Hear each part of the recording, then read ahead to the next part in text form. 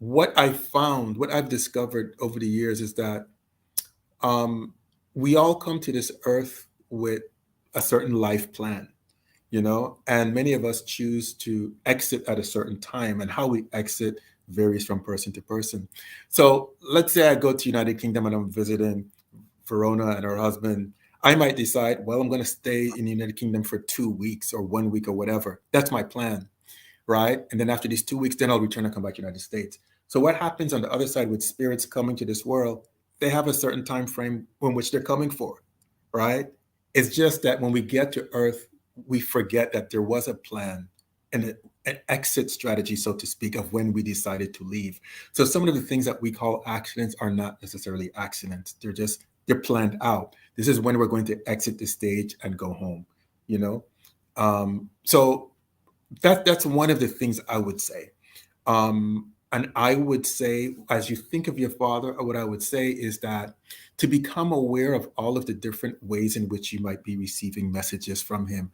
For some people, they dream and they might get messages that way, but everyone is not a dreamer. So what your father will do is he'll find a way that speaks to you, right? For you, it may not be dream, it might be through intuition. It could be through someone coming to you and sharing a message with you. So one of the most common ways in which spirits speak to us is actually people may come into our lives on a day-to-day basis and say something.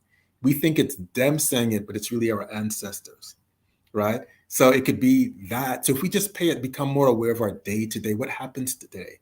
Who did I interact with today? What did they say? We start paying attention to that.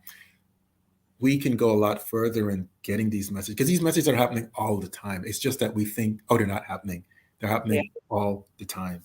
They're always sending messages. So it's just about developing our awareness and then spiritual practice, like I said. Beautiful. I love that. That is a beautiful way to wind down and close. I also just wanted to say, as we have reached the kind of end of the show, is there anything that you would like to say to the audience? Yeah, I would like to say, believe that at any moment a shift can happen in your life. Believe that at any moment that love can happen in your life. Believe that at any moment, abundance, financial abundance can happen in your life.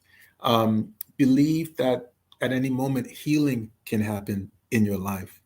Because what happens as we go through our various struggles, many people think like, well, this is going to be forever. If I'm struggling now, then I'm going to be struggling forever. If I don't have a mate, a life partner now, well, then maybe I'll never have that life partner. None of that is true, right?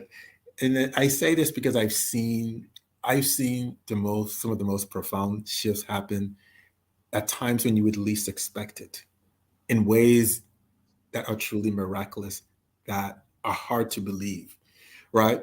And so I believe we must stay open to the possibility that better is possible for us.